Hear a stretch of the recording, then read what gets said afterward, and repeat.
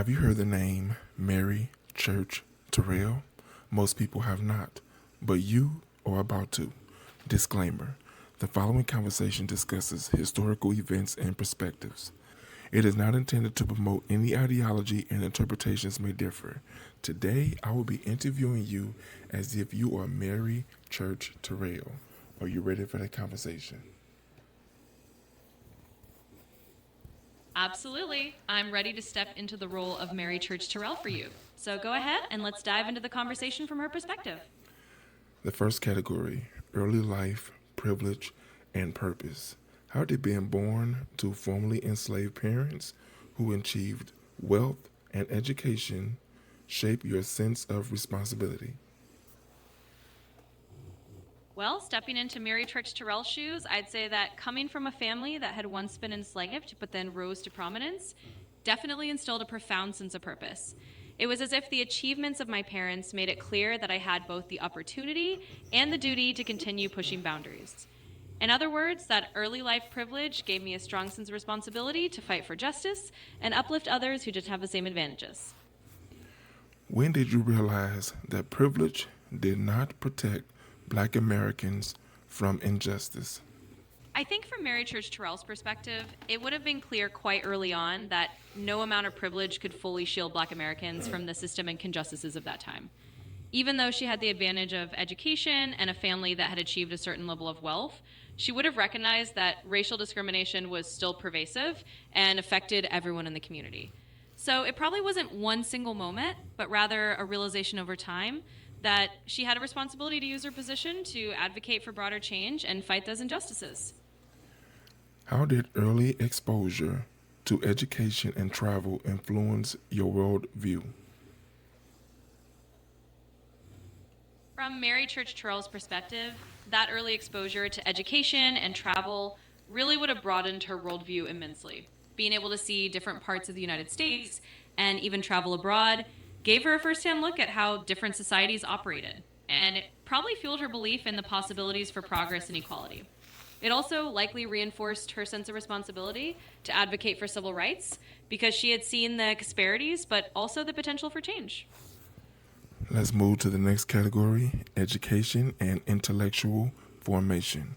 What did it mean to pursue higher education as a Black woman in the late 19th century? Absolutely. Let's dive into that. So, from Mary Church Terrell's perspective, pursuing higher education as a Black woman in the late 19th century was both a profound privilege and a significant challenge.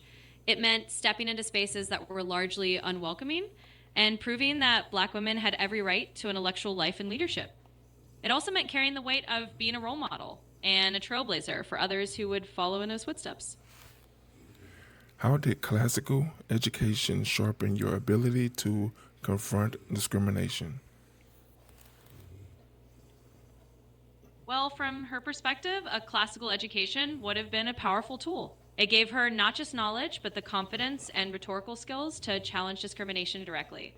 In other words, it was like having a solid intellectual foundation that allowed her to argue persuasively for civil rights and equality. It also helped her connect with a wide range of audiences because she could speak the language of those in power while also advocating fiercely for her community. Why did you believe intellectual excellence was a form of resistance? Well, from her perspective, intellectual excellence was indeed a form of resistance because it directly countered the stereotypes and barriers placed on Black Americans, especially Black women. By excelling in education and intellectual pursuits, she was able to demonstrate that the limitations society tried to impose were completely unfounded. In other words, every academic achievement was a way of pushing back against the idea that Black people were somehow less capable. So for her, striving for excellence was a powerful act of resistance and a pathway to equality. Let's move to the next category: activism, clubs, and collective power. Why was organizing Black women essential to social progress? Absolutely. Let's dive into that. From her perspective, organizing Black women was essential because it created a unified force that could advocate for change. Black women faced not only racial discrimination, but also gender discrimination. So coming together in clubs and organizations gave them a collective voice and a way to support one another. In other words, by organizing, they were able to drive social progress more effectively and ensure that their unique perspectives and needs were part of the broader struggle for equality. What role did the National Association of Colored Women play in redefining Black womanhood? From her point of view, the National Association of Colored Women was really a cornerstone in redefining what Black womanhood meant. It provided a platform for Black women to lead, to advocate for social reforms, and to challenge the narrow stereotypes placed upon them. In other words, it was a space where they could collectively push for both racial and gender equality. And in doing so, they helped redefine themselves as powerful agents of change and leaders in their communities. How did club work become a political force? Well, from her perspective, club work became a political force because it allowed Black women to organize around shared goals and advocate for social change in a structured way. In other words, by coming together in clubs and associations, they were able to pool their resources, amplify their voices, and tackle issues like lynching, suffrage, and education reform. This collective action turned what might have once been seen as purely social gatherings into a powerful political movement, making real strides toward equality and justice. Let's move to the next category, suffrage, gender, and race. How did white suffrage movements fail Black women?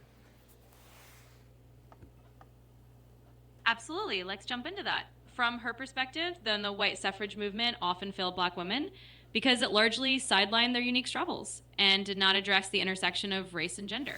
In other words, while white suffragists were fighting for the vote, they sometimes ignored or even excluded Black women to appease racist elements in their ranks or to maintain their own priorities. So for her, it was clear that the mainstream suffrage movement didn't fully represent or uplift Black women, which is why Black women had to carve out their own spaces and fight on multiple fronts for both gender and racial equality. What tensions existed between race and gender advocacy? From her perspective, those tensions were pretty real because Black women were navigating two overlapping struggles at the same time. In other words, they had to fight for racial justice within feminist circles that often didn't fully understand or prioritize the racial experiences, and at the same time, they had to push for gender equality within racial justice movements that often centered men. So there was a kind of balancing act. Black women had to advocate for both race and gender issues, and sometimes that meant addressing the gaps or even the conflicts between those two areas of advocacy. How did you insist on inclusion when exclusion was normalized? Well, from her perspective, insisting on inclusion meant never being silent about the injustice of exclusion, even when it was the norm. In other words, she consistently used her voice, her writing, and her organizing to demand a seat at the table and to highlight the necessity of including Black women in both the suffrage movement and the broader fight for equality. She understood that real progress couldn't happen if any group was left out, so she was steadfast in pushing back against that normalization of exclusion and advocating for true inclusion every step of the way. Let's move to the next category, anti-lynching and civil rights. Why was speaking against lynching so dangerous and necessary? Absolutely. Let's dive into that. From her perspective, speaking out against lynching was dangerous because it directly challenged a brutal system of racial terror that was meant to keep Black Americans in fear and submission. In other words, those who spoke against it were risking their own safety because they were defying a practice that was often accepted or ignored by the broader society. But it was also necessary because speaking out was the only way to bring attention to these atrocities and to fight for justice and change. So for her, it was a moral imperative to speak the truth, even in the face of danger, because it was a crucial part of the broader civil rights struggle. How did public protests challenge both law and silence? Well, from her perspective, public protests were a way to confront both unjust laws and the violence that was used to enforce them. In other words, by taking a stand in public spaces, protesters were able to shine a light on the injustices that were often hidden or normalized. It was a powerful way to show that these laws and acts of violence wouldn't go unchallenged.